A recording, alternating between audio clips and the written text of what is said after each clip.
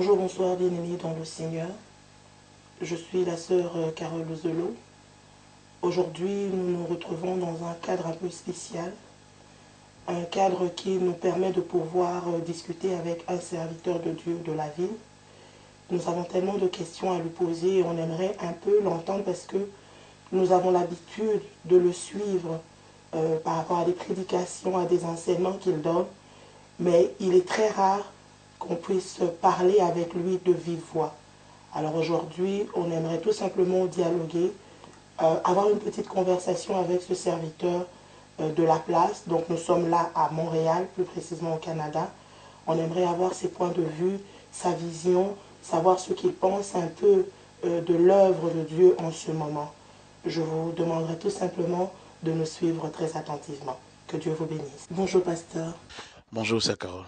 On aimerait un peu entrer dans votre façon de faire, dans la façon dont vous exercez les dons que le Seigneur a déposés à vous. Mais avant tout ça, on aimerait avoir le nom complet. Mon nom c'est Thierry.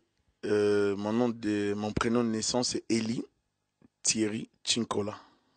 Okay. Déjà avec un prénom comme Eli, donc ça dit beaucoup. Alors, on va tout simplement aller rapidement dans le vif de notre sujet, pasteur, parce qu'on aimerait un peu apprendre à vous connaître. Oui, c'est vrai que vous êtes serviteur de Dieu. Oui, vous prêchez la bonne nouvelle, mais on aimerait entendre la voix, connaître un peu la personnalité du pasteur Thierry Nchikola. Est-ce que le pasteur Thierry est un homme marié? Est-ce qu'il a des enfants? Comment est-ce qu'il vit sa vie de tous les jours? Oui, merci ma sœur. Je suis marié avec la sœur Esther Bota. Et je suis père de 3 enfants, 3 garçons. Elijah, John et Jesse Dan. Et parlant de moi, je me suis converti normalement en 89 sous les mouvements de réveil à Binzhausen avec il y avait un groupe de prière de frères Stani et évangéliste René Ikota. Et c'est par là que j'ai donné ma vie au Seigneur Jésus-Christ.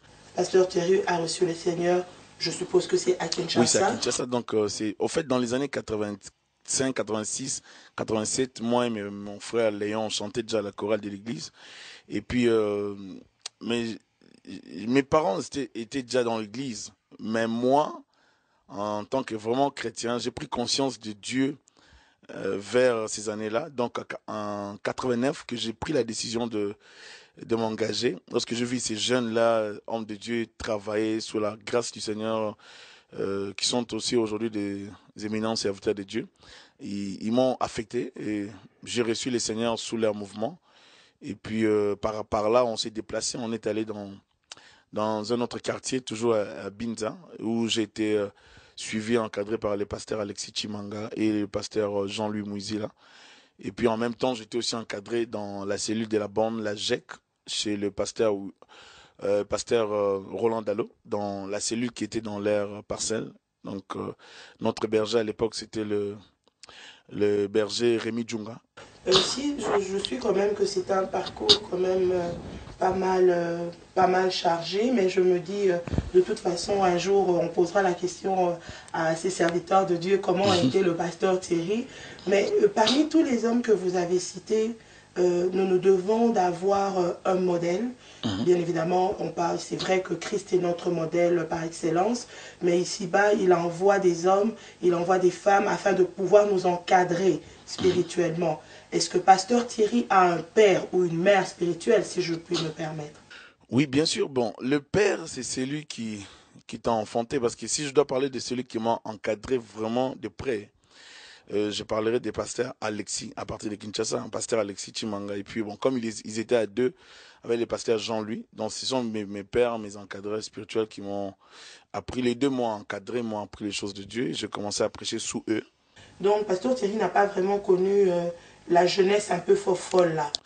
Il est vrai que, en tant que jeune, vous savez, servir Dieu, c'est pas facile. J'ai connu aussi des turbulences dans la foi chrétienne, mais j'étais suivi, encadré par les pasteurs, et puis c'est vers 92, non, 92 oui, pour les Kinshasa, 92, c'est là que j'ai connu un peu de turbulences, mais sinon, tout le long, je suis resté chrétien et puis dans la crainte du Seigneur avec l'encadrement de ces hommes de Dieu, le pasteur Alexis, le pasteur Jean-Louis, et sans oublier, comme je viens de le dire, le pasteur Rémi Djung au niveau de qui était notre berger de la cellule GEC Ozone. On vient d'entendre le pasteur Thierry, il n'est pas né sans d'un coup. Oui, il a vécu une certaine jeunesse, mais le Seigneur lui a fait grâce. Moi, je dirais même de t'avoir pris un peu plus tôt, pasteur, au lieu de te laisser justement déambuler, parce qu'on peut voir aujourd'hui comment s'exprime la jeunesse. Il y a beaucoup de problèmes avec la jeunesse, mais le Seigneur a fait grâce à l'homme de Dieu de l'appeler, s'il faut dire plus tôt, afin qu'il puisse servir le Seigneur. Mais nous, on l'appelle pasteur, et on a entendu, il a des encadreurs. Il ne sort pas de n'importe où.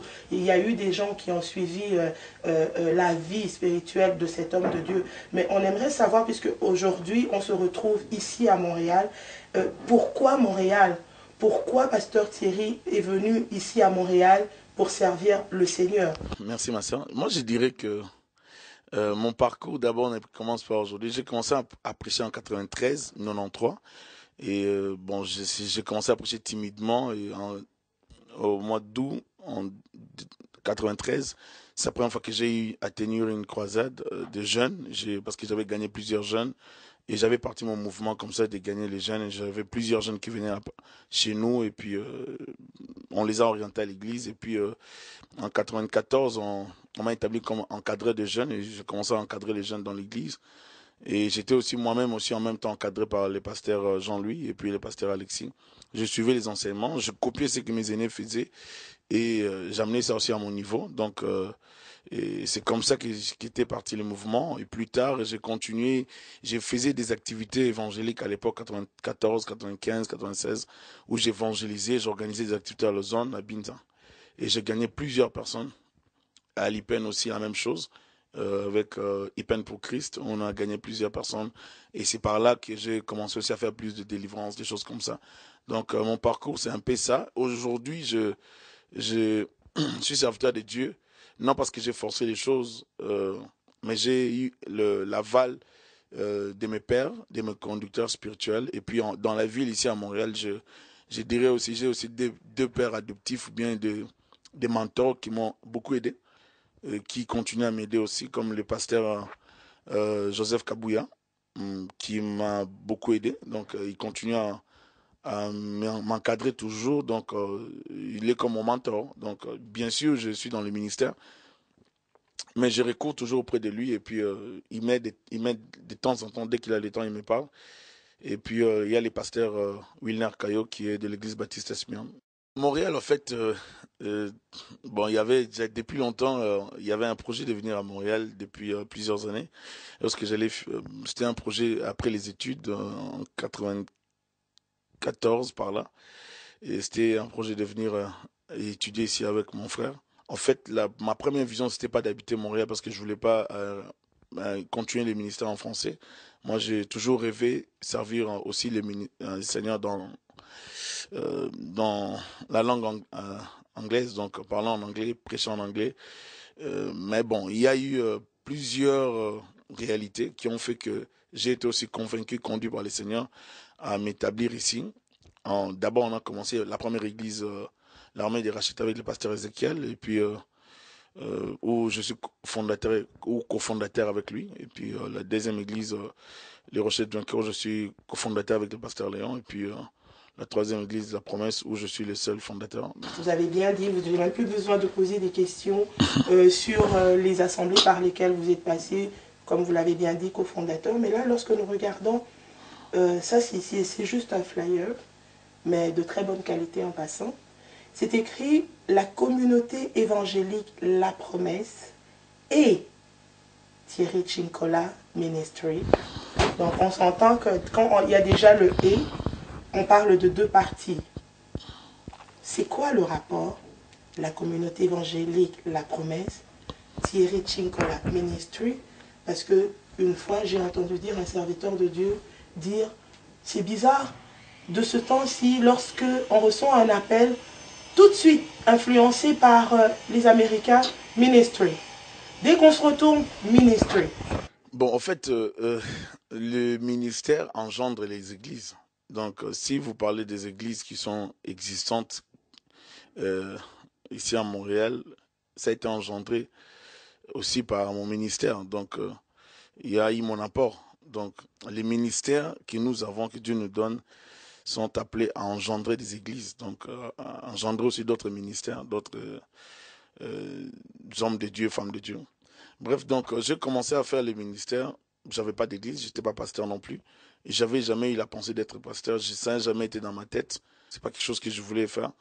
Mais au fur et à mesure que j'étais trop timide, au fait, au fur et à mesure que je grandissais, le Seigneur a commencé à me parler, me parler. Des fois, je ne comprenais pas, mais le Seigneur m'a beaucoup parlé tout au long de mon parcours. J'aurais peut-être pas le temps d'en parler aujourd'hui, mais le Seigneur m'a beaucoup, beaucoup parlé. Et par plusieurs signes, par plusieurs manifestations, plusieurs visions, plusieurs moyens, enseignements.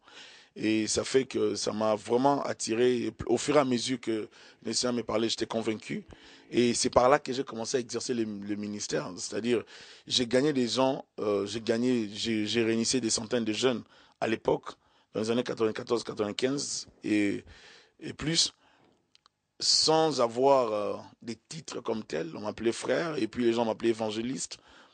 Parce que vous savez, dans la communauté congolaise, lorsque vous êtes prédicateur, que vous n'êtes pas pasteur, on vous appelle d'abord évangéliste. Et puis on pense on change de grade. Lorsqu'on devient pasteur, on devient plus élevé que lorsqu'on est évangéliste. Bon, on m'appelait évangéliste, non parce que je savais que j'étais évangéliste ou bien on m'avait établi évangéliste, mais les gens m'appelaient comme ça parce que je prêchais.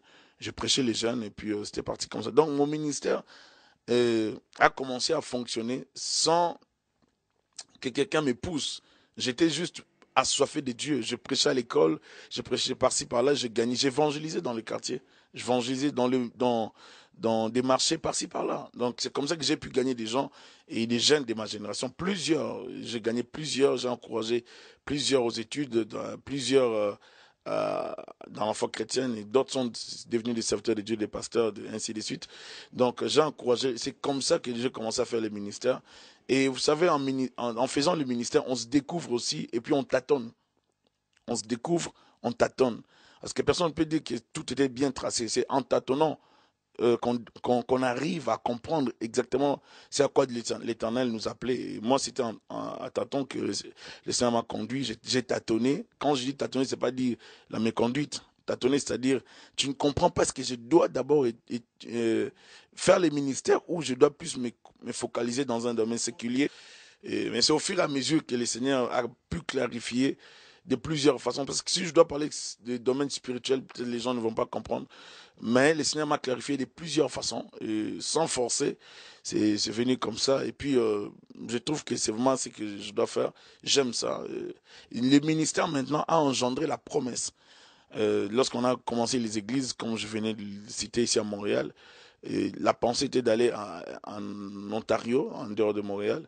Et le Seigneur m'a convaincu plus tard avec un enseignement que j'avais suivi d'un homme de Dieu, parlant du Québec, parlant du besoin, tout ça. Bon, je me suis dit, bon, je vais rester dans la ville de Québec, autour de Montréal, implanté, mais dans une autre vision.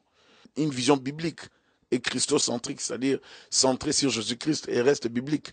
Mais c'est juste un objectif dans la tête, rejoindre une certaine catégorie de personnes, en fait. Et puis faire une évangélisation ciblée. C'est ça l'objectif. C'est faire une évangélisation ciblée avec une certaine catégorie de personnes qu'on peut rejoindre et attirer dans l'église, la promesse. Lorsque vous voyez, c'est écrit Thierry Chinkola, c'est parce que l'activité AQCT a toujours été organisée par Thierry Chinkola, le ministère de Thierry Chinkola. Et c'est pas une activité, ça fait 5 ans que je l'organise. J'ai commencé à l'organiser à l'église Le Rocher des Vainqueurs, qui est aussi notre église. Donc, c'est une activité qui m'est venue comme ça suite à un livre, afin que les chaînes tombent. Donc, c'est à cause de ces livres-là que j'ai lu quand j'étais petit, et puis c'est comme ça que je... Est-ce que, Pasteur Thierry, juste pour comprendre, a une particularité d'une certaine communauté où le ciblage, c'est vraiment... Juste nous expliquer un tout petit peu, brièvement, pourquoi une évangélisation ciblée? Merci. Il est vrai que je ne dois pas choisir les gens qui doivent entrer au ciel et les gens qui iront en enfer. Nous évangélisons tout le monde. Mais au-delà de ça, nous devons essayer de rejoindre aussi les gens que nous avons trouvés dans le pays et essayer de rejoindre les autochtones, les Québécois, d'autres peuples, d'autres nations qui sont dans le pays, donc au Canada. Pour les rejoindre, il faut travailler les formats des cultes, il faut travailler la structure ecclésiastique, il faut travailler la présentation en fait de toutes choses au niveau de l'Église. Il faut travailler bien la vision et bien présenter la vision afin de convaincre d'autres nations qui ont aussi une autre culture, une autre conception, une autre façon de voir les choses pour qu'ils adhèrent dans notre façon d'adorer, de louer les Seigneurs. Et imagine que j'arrive là, je commence à fonctionner que dans ma langue natale. C'est sûr que je ne pourrais rejoindre que les miens, mes frères et sœurs de mon pays. Mais à partir de mes frères et sœurs de mon pays, avec eux ensemble, nous sommes capables d'atteindre d'autres nations. Parce que Dieu ne nous appelle pas seulement à évangéliser dans notre pays. On n'est pas venu au Canada seulement pour gagner les Congolais. On doit venir au Canada pour gagner aussi les Haïtiens, gagner les Gabonais, les Camerounais, gagner les Blancs qui sont ici. Donc nous ne devons pas seulement évangéliser les Congolais. C'est comme ça que je parle de l'évangélisation ciblée. Ne négligeant pas les miens, mes frères. On les cible, bien sûr, mais on met aussi beaucoup plus d'accent sur d'autres nations. Donc, dans plusieurs stratégies, parce que le mot stratégie, peut-être ça peut donner une autre connotation, mais la stratégie permet de bien organiser les choses, de savoir où tirer, où ne pas tirer. C'est dans ce sens-là. Je pense que le pasteur Thierry a quand même répondu assez clairement à cette petite question. Et j'ai beaucoup aimé l'entendre dire que nous sommes ici à Montréal, mais lorsque nous servons le Seigneur, ce n'est pas juste pour faire se retrouver entre nous, les Congolais. Non, si nous sommes à Montréal, le Seigneur nous a envoyés à Montréal et c'est pour aller gagner ceux qui ne sont pas de notre pays nécessairement. Sinon, je pense que le Seigneur aurait laissé pasteur Thierry au Congo pour qu'il continue à prêcher seulement les Congolais. Mais si le Seigneur a permis qu'il vienne au Canada, c'est pour vraiment aller toucher un plus grand nombre, c'est-à-dire on parle des étrangers, on parle des Québécois, on parle des Camerounais, des Haïtiens et autres nationalités. Alors, j'aimerais tout simplement revenir rapidement sur cette 5e édition. Parce que comme vous l'avez entendu, pasteur Thierry a dit ce n'est pas la première fois. Ça, c'est la 5e fois. Donc, qui dit 5e fois, donc 1, 2, 3, 4, 5, c'est déjà beaucoup. Et là, on parle d'une grande croisade au nom de AQCT, afin que les chaînes tombent. Lorsque nous relions les chaînes, lorsque nous parlons des chaînes, généralement, c'est ce qui nous lie, entre guillemets, à un monde spirituel qui n'est pas supposé être des nôtres. J'aimerais juste entrer un peu plus en détail, pasteur Thierry, par rapport à la vision qu'il a. Parce que lorsque nous suivons pasteur Thierry ici à Montréal, pasteur Thierry, il est très fort. Vraiment, le Seigneur l'utilise puissamment pour la délivrance. Mais est-ce que c'est ça seulement la vision qu'il a reçue de la part du Seigneur? Est-ce que c'est seulement ça, pasteur Thierry? Bon, moi je pense que c'est pas ça la vision. Je pense que le Seigneur a dit dans les Écritures, voici les miracles qui accompagneront ceux qui auront cru en mon nom, ils chasseront les démons. Donc, ce n'est pas une particularité non plus de Thierry, mais je pense que tout chrétien peut chasser les démons. Et je pense qu'on nous a donné le pouvoir de marcher sur les serpents, les scorpions, sur toute la puissance de l'ennemi, et rien ne pourra nous nuire. Donc, en tant qu'enfants de Dieu, nous avons tous l'autorité de chasser les démons, le pouvoir de marcher sur les scorpions, sur les activités maléfiques. J'entends des gens dire aussi que j'ai le ministère de délivrance. Bon, je ne sais pas qu'est-ce qu'on entend par ministère de délivrance. Moi, je pense que j'ai le ministère de la parole. Donc, en tant que prédicateur, j'ai fait le ministère, la prédication en tant que pasteur, et j'exerce ma foi dans le ministère et je mène ma vie telle que le Seigneur le recommande dans les Écritures. Maintenant, en ce qui concerne les délivrances, les guérisons et autres choses, nous devons aspirer à ces choses, nous devons croire à ces choses. Ça ne doit pas rester seulement comme une vague qui avait soufflé lors de l'Église primitive. Nous devons chercher continuellement les miracles, les signes, les prodiges, les guérisons, la délivrance. Donc, parce qu'il y a plusieurs personnes dans notre époque qui sont sous l'emprise des ténèbres, qui sont liées, qui sont contrôlées par les démons, les forces des ténèbres. Donc, la délivrance, je crois à la délivrance et je crois aussi que plusieurs personnes souffrent parce qu'ils ne comprennent pas les domaines spirituels. Et parlant du domaine spirituel, si j'en parle, c'est avec beaucoup d'expérience. Ça fait 20 ans que je prêche. Depuis août, j'ai posé 20 ans. Et ça fait plusieurs années que je suis chrétien. Je peux vous assurer que j'ai vu pas mal de choses. J'ai vu des magiciens abandonner les fétiches. J'ai vu des gens venir à l'église avec les fétiches. J'ai vu des gens venir à l'église avec la magie pour attaquer les pasteurs. Donc j'ai vu pas mal de choses. J'ai vu des gens qui étaient liés, qui sont passés par la délivrance et le Seigneur les a libérés totalement. Ils sont devenus libres. J'ai vu des gens qui n'avaient pas d'espoir pour réussir dans la vie, finir les études. Avec la délivrance, le Seigneur les a libérés. J'ai vu des sorciers abandonner la sorcellerie. Donc, j'ai vu pas mal de choses dans les ministères que j'exerce, à prier pour des gens, les sorciers, pas mal de cas, le Seigneur a fait grâce. Donc, je crois à la délivrance, mais je ne dis pas que mon ministère, c'est le ministère de la délivrance. Je crois à la délivrance, je prêche l'évangile dans sa totalité. Pourquoi cette question? Parce que heureusement que vous l'avez bien dit tantôt, qu'il y en a quand même pas mal qui vous... on vous a fait genre on vous a caricaturé comme quoi que lui ne parle que de la délivrance. Alors que si moi je prends mon exemple personnel, je sais que pasteur Thierry, ce n'est pas seulement la délivrance, il y a des enseignements avec le pasteur Thierry. Mais vous ne voyez pas qu'en ayant cette image-là de délivrance uniquement, parce que vous, faut le dire, vous le faites, vous l'avez bien dit, vous l'avez bien cité. Mais pourquoi ne pas faire comprendre aussi aux fidèles, à ceux qui vous suivent régulièrement? J'aimerais ça que vous puissiez leur expliquer, oui, avec des mots, des termes peut-être plus simples pour eux, comme quoi que la délivrance, voilà ce qu'est la délivrance, et la vision que nous avons, le ministère de Thierry Nchikola a, la promesse a, ce n'est pas basé sur la délivrance, c'est un atout dans ce que nous faisons, mais voilà la vision que nous avons. Juste peut-être clarifier pour ceux qui ne comprennent pas, parce que comme vous voyez, comme je vous ai posé la question, et je suppose qu'il y en a plusieurs qui pensent que pasteur Thierry a un ministère de délivrance, ils le prennent pour acquis en disant que ah, ben, c'est la vision qu'il a. Alors qu'on se comprend que ce n'est pas ça la vision du pasteur Thierry. C'est un point, si on peut le dire autrement, une option que le Seigneur a déposée en lui, parce que je ne pense pas que ce soit tous les serviteurs qui aient cette possibilité-là de vraiment emmener le monde jusqu'à cette étape-là de la délivrance. Donc, juste clarifier un peu plus clairement la vision. En fait, moi, ma préoccupation première, c'est d'équiper les peuples de Dieu dans la connaissance de la parole, des Écritures, dans la saine doctrine. Donc, j'ai la vision, la pensée de former, la formation. En fait, j'aime beaucoup la formation, j'aime l'équipement, j'aime encadrer les gens, j'aime enseigner, j'aime former et je rêve former plusieurs serviteurs, plusieurs servants de Dieu. C'est ça ma vision en fait. Ma préoccupation numéro 1, c'est ça. Je ne rêve que former des hommes et des femmes de Dieu, engendrer des hommes et des femmes de Dieu. Maintenant, si vous voulez parler de la délivrance,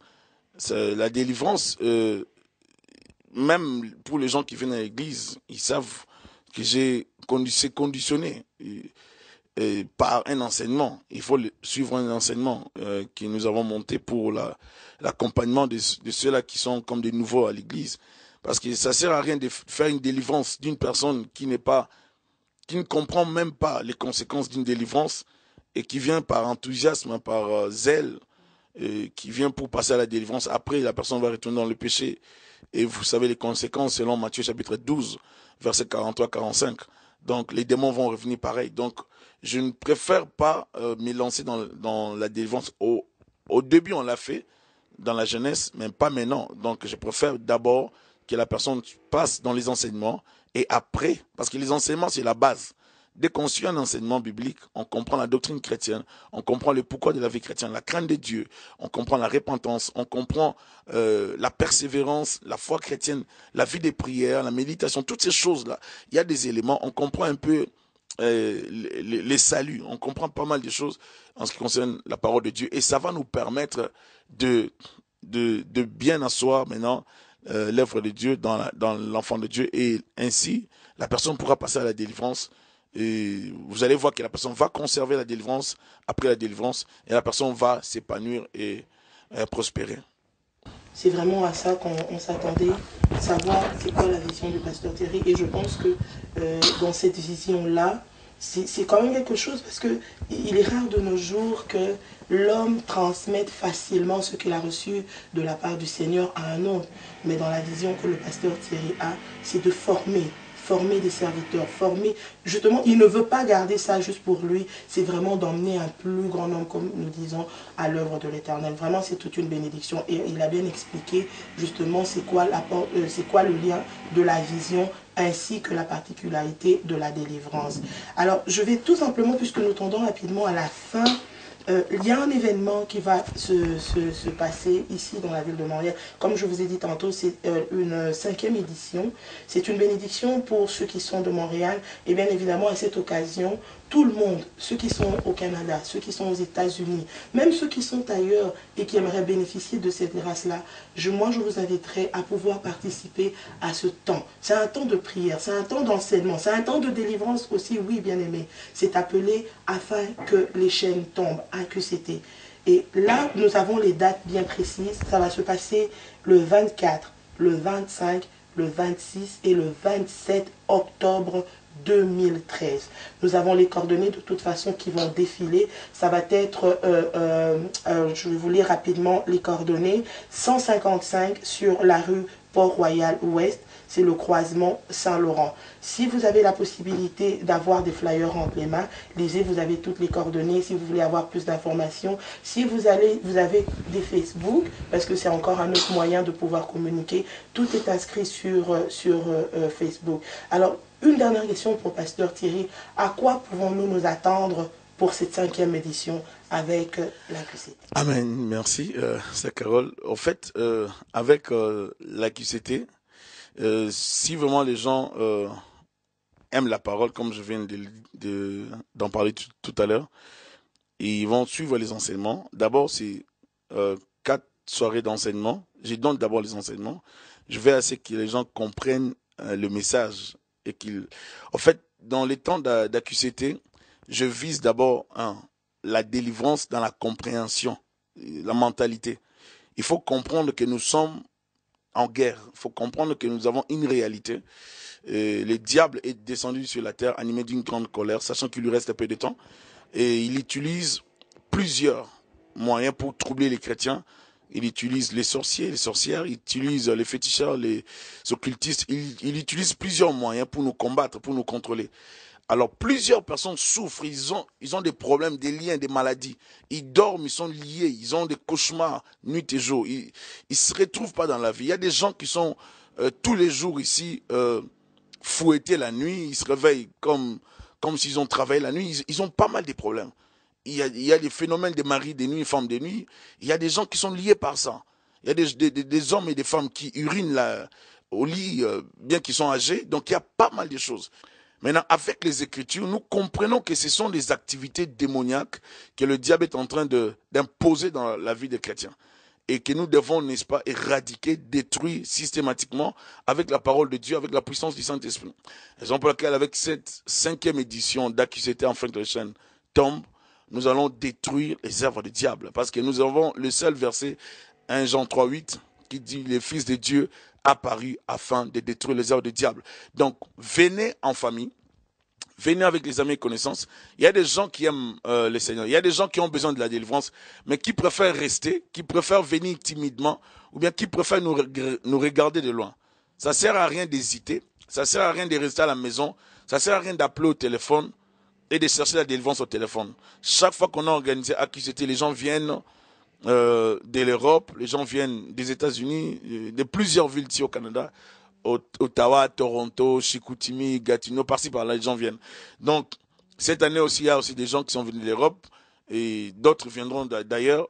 Ne manquez pas, venez participer. Ça sera des bons moments d'adoration, des louanges, et accompagnés aussi avec notre sœur Carole, le frère, plusieurs autres invités donc seront là, et le frère Joël, frère Jojo, frère l'église, les groupes de l'église Smyrne, Hosanna, et puis d'autres personnes qui vont chanter, et la sœur Aimée, tout ça.